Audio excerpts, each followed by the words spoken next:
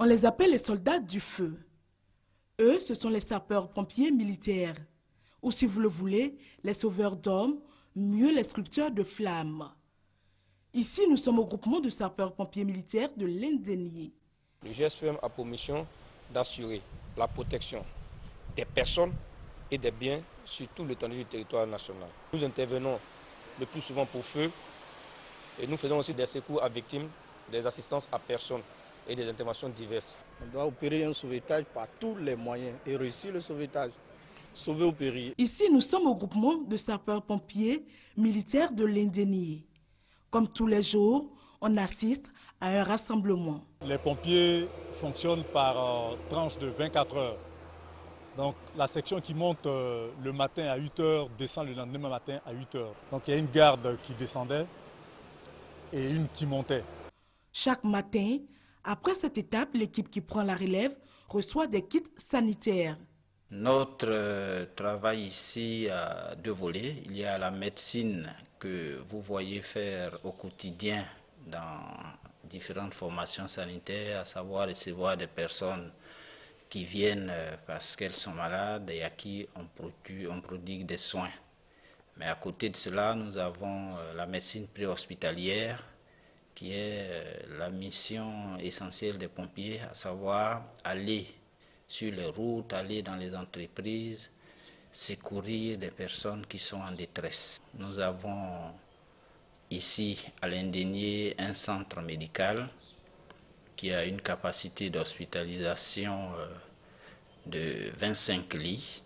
Nous avons un laboratoire, un cabinet dentaire, nous avons une sage-femme, un service social et nous entendons faire une extension de tous ces services-là en ouvrant d'autres services à l'étude.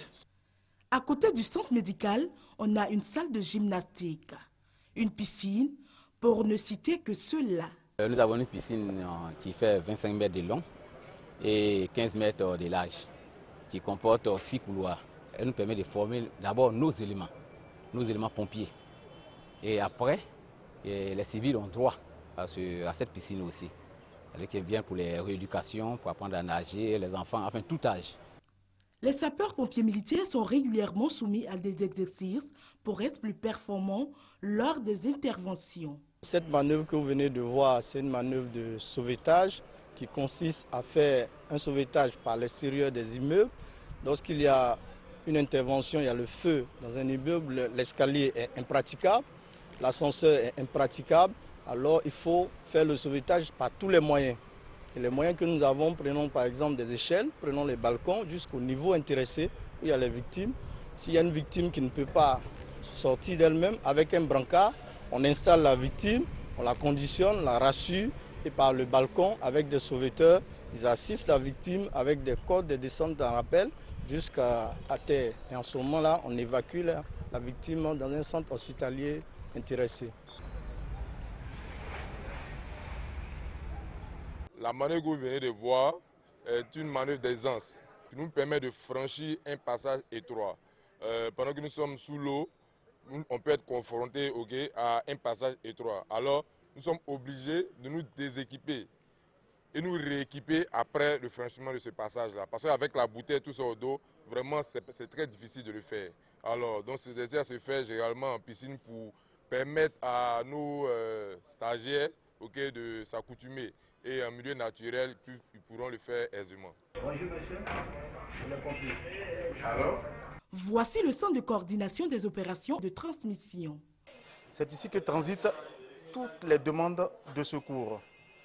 Dès que nous recevons un appel de secours, à partir d'ici, en fonction du lieu indiqué, nous envoyons la demande de secours à la compagnie qui est concernée par le secteur de l'intervention.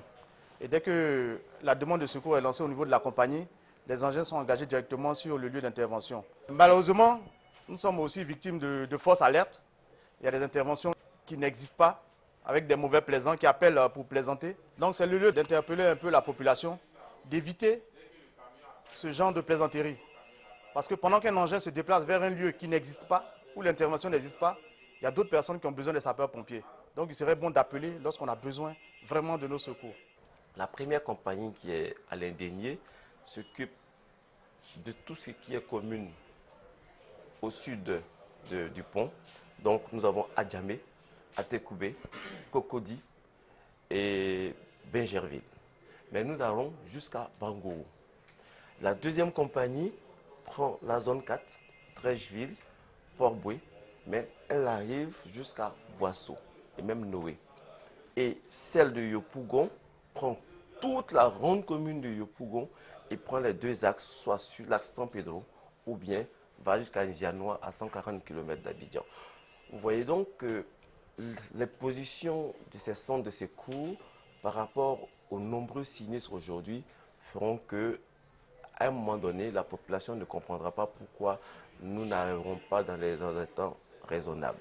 On a également un service technique auto. Le service technique auto a pour mission essentielle de maintenir la capacité opérationnelle du groupement de sapeurs-pompiers militaires sur toute l'étendue du territoire et aussi d'assurer le transport de ces troupes de renfort. Nous disposons d'engins sanitaires et d'engins d'incendie qui ont une moyenne d'âge de 25 ans. Pour mener à bien notre mission, il serait souhaitable que le GSPM soit doté d'engins plus neufs pour faciliter nos missions. 1974-2014, le groupement de sapeurs-pompiers militaires totalise 40 ans d'existence. Il est avec nous en plateau pour parler donc de ces 40 ans d'existence du groupement des sapeurs-pompiers militaires. Bonjour, lieutenant-colonel Sako Issa. Bonjour. À l'instant, on a vu un élément qui a présenté donc le groupement des sapeurs-pompiers militaires ici à Abidjan. Alors, dans un premier temps, quels sont les objectifs assignés à votre groupement? Le groupement des sapeurs-pompiers militaires que j'ai l'honneur de commander a pour mission assurer la protection des personnes et des biens sur toute l'étendue du territoire à l'occasion d'événements nécessitant la mise en œuvre de ces personnels et de ces moyens spécifiques. C'est la mission telle qu'inscrite dans notre décret de création. Et c'est ce qui se fait. Et c'est ce qui se fait. D'accord. Alors, on le sait, votre tâche n'est pas du tout facile, beaucoup de difficultés. Effectivement. Effectivement, nous avons beaucoup de difficultés parce que la situation sécuritaire du pays fait que l'implantation du GSPM à l'heure actuelle est vraiment insuffisante. Nous sommes à Abidjan, à Bouaké et à Yamoussoukro. Depuis peu, nous sommes à Korogo. Il y a une nouvelle caserne qui a été créée à Korogo. Mais ça ne nous empêche pas parfois d'avoir des demandes de secours jusqu'à Man à Bengourou. Donc vous constatez que les élongations sont importantes. Et dans ce cas de figure, qu'est-ce que vous faites? Dans ce cas de figure, on y va. On prend le temps que ça doit prendre, mais on y va.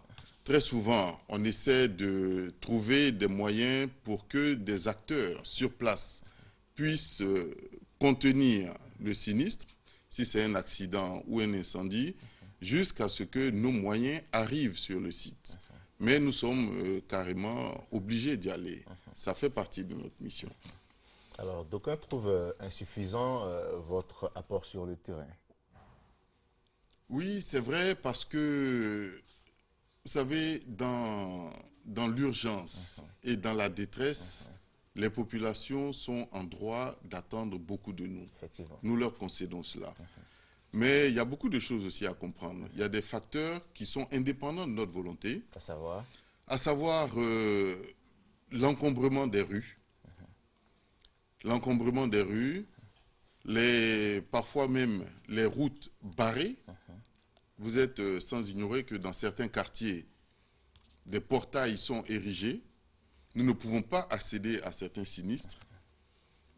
Le manque d'adressage pour nous indiquer le lieu exact d'un sinistre, c'est vraiment toute une gymnastique. Donc, nous sommes obligés de prendre des points de repère que forcément nous n'avons pas.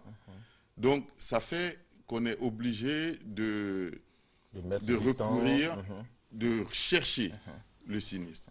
Sur certains sites aussi où nous arrivons, il n'existe pas d'hydrants. Les hydrants, ce sont ces équipements qui nous permettent de nous brancher pour avoir l'eau nécessaire à combattre un incendie. Les bouches d'incendie. Les bouches d'incendie. Vous savez que nos engins qui luttent contre l'incendie ont une capacité limitée. Maximum 2500 ou 4000 litres d'eau. 4000 litres d'eau, c'est vite fait.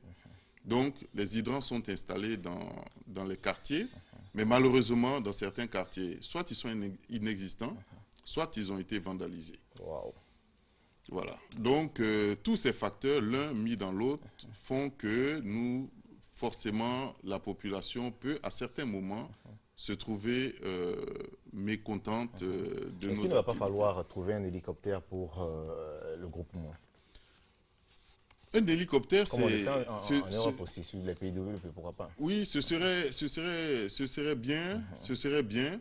De toute façon, tous les apports peuvent être intéressants. Un hélicoptère, c'est vrai, ça va nous permettre d'aller rapidement sur certains sites éloignés. Mais bon, en pleine ville, un hélicoptère ne sera pas d'une grande utilité. Mais pour les accidents sur les grands axes, ça peut nous permettre de rapidement prendre en charge une victime d'un accident de circulation. D'accord. Alors, mon commandant, ça fait aujourd'hui 40 ans qu'existe ce groupement. Quels sont les objectifs de ce quarantenaire? Merci, M. Sekongo. Effectivement, le groupement des sapeurs-pompiers militaires a été créé en 1974. Donc, en 2014, il a 40 ans. Nos objectifs sont de mener une vaste campagne de communication afin de sensibiliser les populations sur les risques qu'elles courent et sur les gestes élémentaires de survie. Parce que le premier maillon de la chaîne de secours, c'est le témoin du sinistre. S'il sait comment réagir, le sinistre peut ne pas évoluer. Donc pour nous, il est important de pouvoir inculquer ces gestes élémentaires de survie aux populations. Par la suite, ce sera un anniversaire où nous allons créer le lien entre l'armée et la nation, parce que nous sommes militaires, par l'organisation de manifestations sportives, de journées portes ouvertes, pour nous permettre de montrer le GSPM de l'intérieur, pour que les populations viennent vivre avec nous ce que nous faisons au quotidien. D'accord. Avant de parler toujours de ce quarantenaire, quels sont quelques gestes de survie? On va prendre le cas d'un accident, quelqu'un qui est heurté par un véhicule. Sans vouloir faire carrément un cours de secourisme, je dirais que, essentiellement, la première chose, c'est de protéger. Et surtout quand la personne commence à perdre, saigner du nez. D'abord, protéger. Il faut éviter qu'il y ait un suraccident. Parce que lorsqu'il y a un accident, photographier la scène, c'est-à-dire repérer tout ce qu'il y a autour de la scène du sinistre pour éviter que l'événement qui a créé cet accident vienne créer un accident encore plus grave. Ensuite, voir l'état de la victime. Cette victime est-elle consciente ou inconsciente? Si elle est inconsciente, mais qu'elle ventile, c'est-à-dire qu'elle respire, la mettre dans une position qui permet de la garder en vie, qu'on appelle la position latérale de sécurité. Et tous ces gestes sont appris au cours des cours de secourisme que le GSPM aussi prodigue. D'accord. Alors, quel sera donc l'atout central, donc l'attrait central de cette célébration des 40 ans? Ce quarantenaire, nous l'avons mis sous le signe de la maturité. Pour nous, ce sera l'occasion de faire le bilan de nos activités et d'envisager les perspectives d'avenir. D'accord. Pour nous, ce sera aussi l'occasion de magnifier ceux qui nous ont devancés. Parce que le GSPM s'est construit avec l'apport de beaucoup de personnes. Donc, magnifier ces personnes qui nous ont devancés, qui ont fait du GSPM, c'est ce grand corps spécialisé des forces républicaines qu'il est aujourd'hui. D'accord. Avant de terminer, un appel à lancer à la population. Je voudrais demander à tous les téléspectateurs et à tous les Ivoiriens de s'approprier le quarantenaire du GSPM et ils seront invités à venir vivre avec nous au quotidien les réalités que vivent leurs sapeurs-pompiers militaires. Le contact pour joindre les sapeurs-pompiers? Pour joindre les sapeurs-pompiers, c'est le 180. Le 180. Le 180, ce numéro étant gratuit, malheureusement, il est surexploité. On a beaucoup d'appels fantaisistes, mais pour avoir les sapeurs-pompiers de façon plus sûre, nous avons été obligés de mettre en service des numéros d'appel payants. Voilà, donc le 01 80 13 28 et le 44 64 49 69. Merci mon commandant. Merci monsieur. Le carême musulman, vous l'avez fait? Effectivement, oui. D'accord, ça s'est bien passé. Très bien. Alors pour vous accompagner, nous partons du côté d'Anyama avec un élément sur cette célébration.